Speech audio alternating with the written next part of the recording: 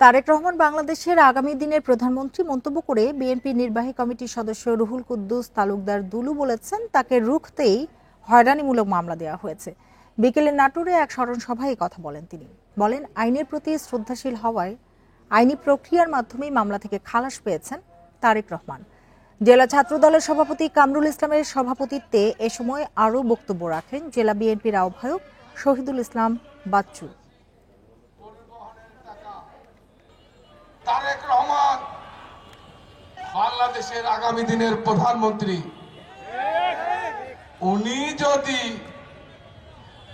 যদি বাংলাদেশের হাসিনার পতন হয়েছে তার বিরুদ্ধে মিথ্যা মামলা, তাকে জেল দেওয়া হয়েছে,